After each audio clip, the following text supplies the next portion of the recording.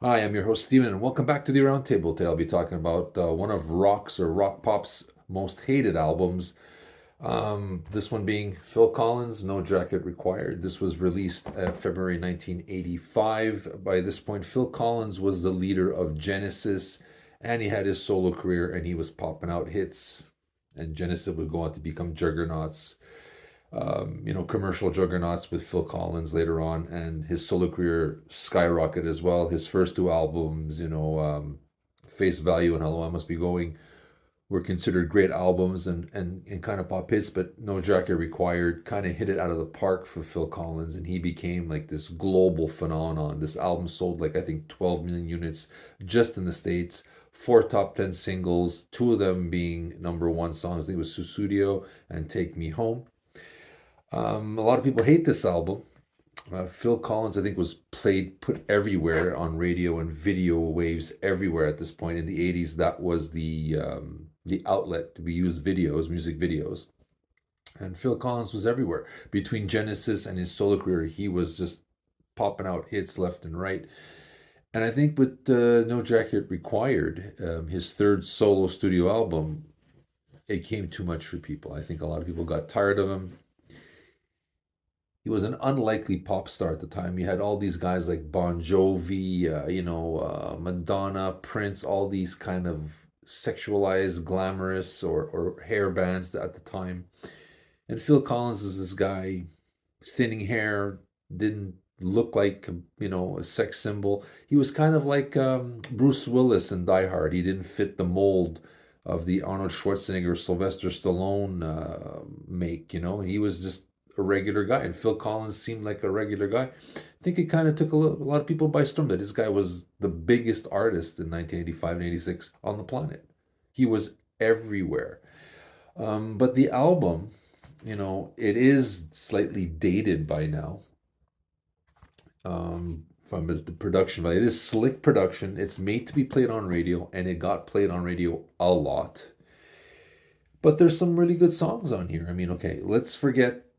I'll get to Susudio at the end. Well, or we can say, you know what? What the hell? Susudio doesn't even mean anything. It's a girl's name, supposedly. It's a love story about this girl named Susudio. There's no meaning behind the name. I think a lot of people kind of went, "What the hell is a Susudio?" Tried to figure out what it is. It means nothing. It's just he made a catchy word to go with the song. On this album, Phil Collins has got hooks everywhere. He's got the aching heart on some of the lyrics, like Face Value, with starting the pop smarts of Hello I Must Be Going, but then bringing it right into the 80s with the slick production. And it just took every element of Phil Collins and intensified it 100-fold.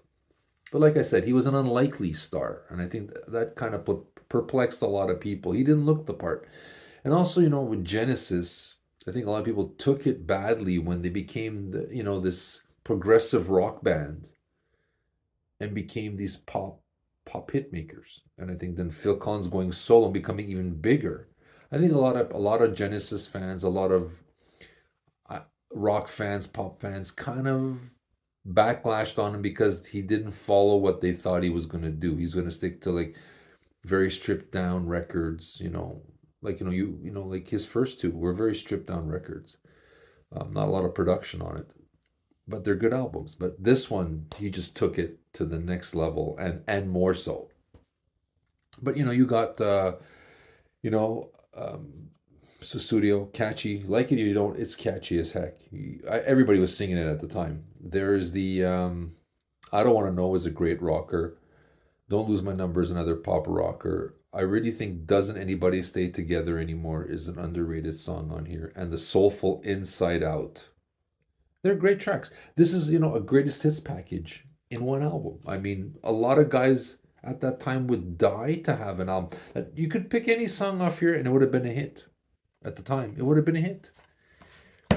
And like I said, he got that middle ground everywhere of the pop sensibilities of his second album with the brutal honesty or the heartache of Face Value.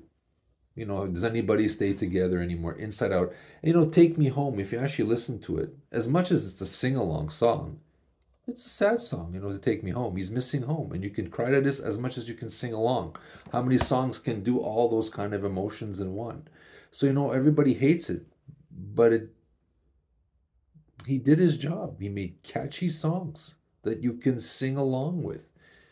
Yeah, okay, so Studio, if we that's the one song I think a lot of people have offense to, and because it doesn't mean anything. Yeah, I get it. But you know what? It's catchy, and you know what? With I don't want to know. Does anybody stay together anymore? Only you know and I know. It kind of has that Prince vibe to them. If you're gonna rip off somebody, rip off Prince. Not a bad idea. You know what I mean? So with that being said, it's been about 35 years this thing has been released. I put it on. I bought this deluxe edition. I enjoy it. I get a kick out of it. Maybe it's nostalgia, but you know what? It's catchy. And you know what? Sometimes you just want a fun album that air drum along and dance to, and it does the job. Unfortunately, that album really hurt Collins, and there was a backlash, and he never really recovered from it. I know I disliked him for many years. It took the last three or four for me to slowly come around. And I regret not listening to some of his stuff. So I've gone back, and if people see my reviews, I've picked up that three CD retrospective. And you know what? He's come up with some good material. I don't think there's anything that matches the sonic or slick audio attack of No Jacket Required. But I think he did it on purpose. I think he was scared that it would even kill his career. I mean, there was a backlash. I don't think, like I said, it was a different time. It's like now where people are more open to, like, a rock band can do a dance song and a dance group can do a rock song. If you were in progressive rock like Genesis, most people thought you should stay in that genre and not branch out into pop rock. Rod Stewart suffered with his disco song. So did Kiss. Phil Collins suffered with this pop album, and that was just how we back in the day took it. If you were a rock band, you're a rock band. If you're a pop band, you're a pop, and you don't cross the line. You don't do that. That's not like today where everybody can jump around genres. That's the good thing about music, that the palette has expanded, and the fan base or the fan bases are willing to accept it a lot more than we did back in my day. But at the end, I still like this album. I think it's, some people will say, Hello, I Must Be Going or Face Value are his solo masterpieces. And yeah, I can agree. But you know what? Right behind that, and I mean, there's this much, there's a gap between his, whatever you think his first two are, like most people say, I think his Face Value think is his masterpiece. Right behind that, like this much behind it, is No Jacket Required, and I think you need to go back and give this a listen. And I think you probably will enjoy it a lot more. I think I enjoy a lot more now than I did then. I think I wasn't open as I am now to guys branching out and expanding their musical palette and going in different directions. And you know what? I didn't give Phil Collins, I think, the chance like I did, like a lot of guys at the time. But going back, I had a blast listening to this. Should it be hated? No. It's hook filled, slick digital production. There is some really good writing on here. Like I said, does anybody stay together anymore? Inside Out, Take Me Home. They're well written. If you look at it, they're pretty good songs. Again, if excluding Susudio, I understand a lot of people will hate it, and I hated it for a while too. But if you take it as a fun track, I mean, how many how many songs have we heard over the years that are, like, nonsensical, and we put them to the top of the charts? What was that one? What does the fox say? I mean, if we're able to get into that, Susudio shouldn't have an issue, or what's the other one? I forgot even the names. There's so many one hit wonders now that come up with these weird titles that if we're willing to accept those, Sussudio, I think, needs to come out of the black book of rock pop songs and come out, and people should just accept it.